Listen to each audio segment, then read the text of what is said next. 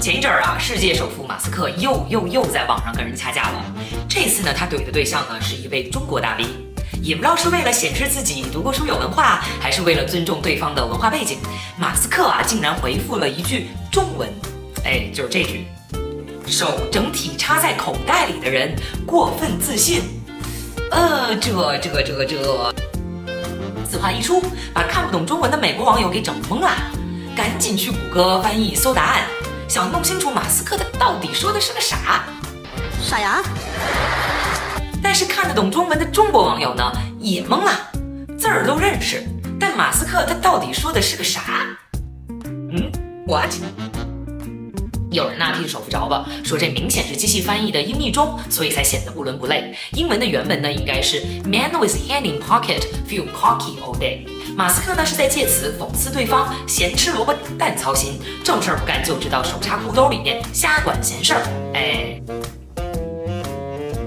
然后呢，大家就根据这个迅速的考证出来了，此话的原文正是中文，出处呢是孔夫子的《论语·微子》。子曰：四体不勤，五谷不分，或者是饱食终日，无所用心。这句话还有一个更直白的版本，叫做 Man with hole in pocket feel cocky all day。字面意思就是说，裤兜里破了洞的男人，每天都能摸到自己的那个部位啊。这个 cocky 呢是一语双关，除了暗指男性的身体某部位，也有自大的意思。What？ 大圣人孔老夫子还说过这种打擦边球的话，可能吗？可能吗？当然不可能啦，某好冷啦。但是您还真别笑，美国人呢就觉得这话是孔老夫子说的，还乐此不疲的把它印在各种 T 恤盘子上面，显得自己懂贼多，贼酷炫。在美国流传着数不胜数的假孔子语录。随便一搜孔子语录 Confucius says， 你就会发现各种各样的张冠李戴的心灵鸡汤。孔子不仅教唆大家做一名精致的利己主义者，子曰：个人自扫门前雪，休管他人瓦上霜。还亲自提笔给农村的墙壁呢题下了几个大字：子曰：十年树木，百年树人，一年树米。更厉害的是孔老夫子还能魂穿欧洲，借金发碧眼之口讲出东方哲学智慧。子曰：世界上并不缺乏美，只是缺乏发现美的眼睛。这个就不知道大家发现没有当人们想表达一个观点，但又觉得自己人微言轻的时候呢，就总想靠引经据典来让权威为自己撑腰。这个时候呢，就教给大家一个屡用不爽的小窍门就是这个引号。这个引号是一个非常好用的东西，你就随便写一句话，完事儿呢加个引号，引号后面随便就跟上一个名人的名字，随便谁都行立马整段内容就都升华了，就变得那么有道理，那么高级，那么治愈，那么发人深省。不好意思偷偷的告诉大家，本人呢当年在中学的语文考试写作文的过程当中，就浅试过几次这个窍门，确实呢非常好用，给阅卷老师传递出了一种本文作者旁征博引、满腹诗书的才华气质。不好意思，见笑见笑此道理美国人也不能免俗。美国版的窍门就是，但凡稍微有点道理的鸡汤，不知道出处，安在孔老夫子头上准没错，加一句 Confucius says， 就像我们加一个引号一样的准没跑，瞬间凸显自己深谙东方舶来智慧的高大上的逼格。反正就是别人看不懂也无从考证，看着厉害完事儿。所以咱们中国人只要在英文世界里面，但凡看到这个孔子说过 Confucius says， 中国谚语这些字眼，就马上应该提高警惕啦 alarm 他们的引用十有八九会翻车。有时候呢是中国、日本傻分不清楚，都是东亚国家嘛。美剧的《复仇和犯罪心理》呢，都声称自己引用了孔子的这句 Before you embark on the journey of revenge, dig 2 graves. If you're looking for revenge, you can start by digging 2 graves. 意思是走上复仇之路之前，先挖2个坟啊。这个显然孔子也没说过这句话。实际上呢，这是一句日本谚语，叫做欲骤仁者，须决2学。有时候呢，又是干脆直接查无此句。所以为了较真儿，有人还专门成立了一个叫做 Quote Investigator 的博客，专门来调查这些所谓的名人名言的真伪。在美式中文鸡汤面前翻车的还不止马斯克一个人，前美国第一千金伊万卡就曾因为引用了中国古谚语而遭到了群嘲。当时他发了一句这样的话 ：“Those who say it cannot be done should not interrupt those doing it.” Chinese proverb， 说做不到的不应该打断做的，中国谚语。当时这个帖子一发中文网络上是一片哗然呐，大家都懵了。这千金他咋也学会我们的引号学了？但是他引用的到底是我们的哪句谚语呀？有人说是观其不语，还有人说是吃不到葡萄就说葡萄酸，还有人说是燕雀安知鸿鹄之志哉，还有人说是夏虫不可语冰。但我个人认为翻译最准确的还是下面这个答案：你行你上不行别哔哔。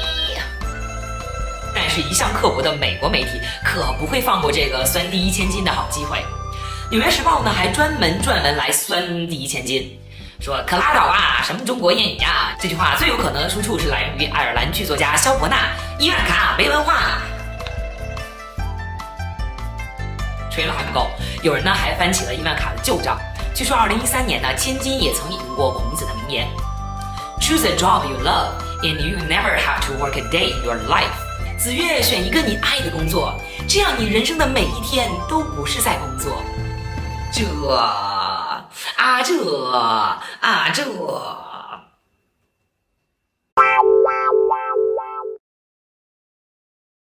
那么，美国人这些一本正经的胡说八道，到底是从哪儿来的呢？第一个来源，美国营销号。对，没错，美国也有营销号，他们营销号擅长的也是标题党博眼球。咱们打开社交平台逛两圈这种仙气飘飘的图片配上一句屁话的鸡汤文案，随处可见。管他是不是孔子说的，只要配上一个正在打拳的中国老人，你别说是中国谚语了，就说是孔子亲自提笔刺字，估计也有人信。营销号最擅长的呢，就是拿捏读者的心理弱点，而美国营销号为咱们孔子拟定的人设就是看破人性的中国古代圣人，助你人生一臂之力，走向成功，再创辉煌。在油管上呢，咱们来搜索孔夫子语录，观看量排名前几名的全是这些极尽浮夸之能的成功学鸡汤。为啥我没早点了解？孔子语录今天依然不过时，观看量366万。孔夫子语录：生活与生命的真谛，观看量339万。年轻时候看孔子语录，老了你就会后悔，观看量17万。其他的诸如40条有关生活和成功的中国谚语，8条可以帮你做出更加财务决定的中国古代谚语，每个企业家都应该阅读的6条中国谚语，更是深入人心。我就不明白了孔子语录中国谚语在美国营销号这里简直就是流量密码。转发这篇孔夫子语录，智慧助你成为世界首富。你们猜这个马斯克转发没？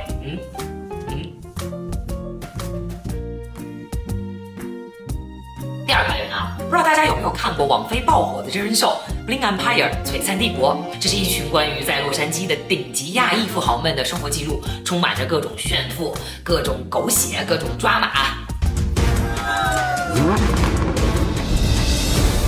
It's spectacular. This one, it just takes it to a whole new level. 第2季的时候呢，出场了一位风水大师，也是仙气飘飘来给这些有钱人的孩子们新买的大别墅来看风水。大师来头可不小，据他自称是孟子的第69代传人。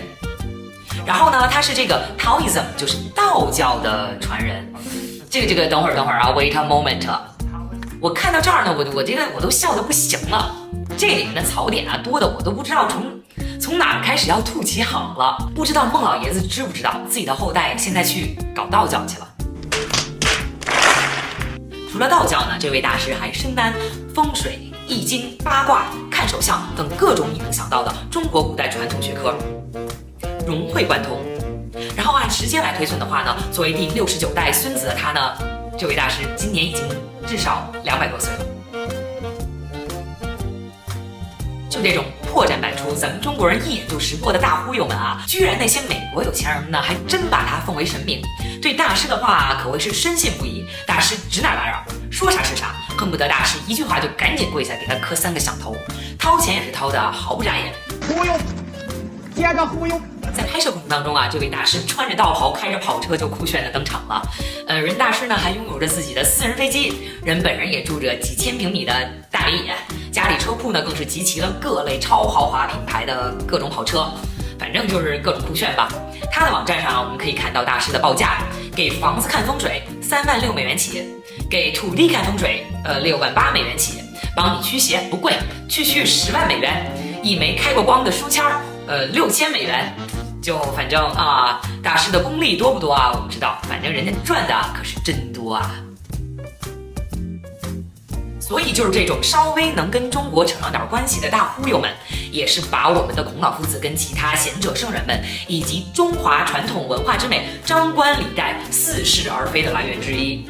我们的1000年文明被他们胡诌利用，变成了变现来钱的工具，难怪啊美国人们上当受骗。你是个骗子。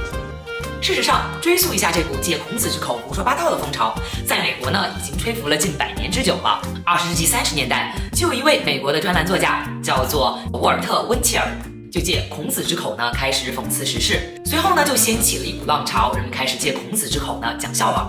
后来呢，许多的报刊杂志也都开设了孔子语录的专栏，专门胡说八道。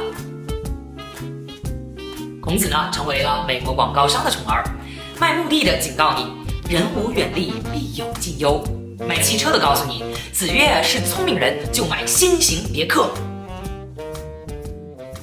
当然啊，美国社会对孔子的了解呢是又模糊又肤浅的。孔子在美国呢也只是一个简单易记又容易引发联想的文化符号。孔夫子的话穿越了1000年，变得越来越国际化。子曰还是子不曾约过，不同的人给他赋予了不同的含义。不管是被人有心利用，还是在玩梗，这其中的真真假假、是是非非，就要靠大家自己来明辨了。好了，这就是今天的艾米淘客秀，我们下次再见吧。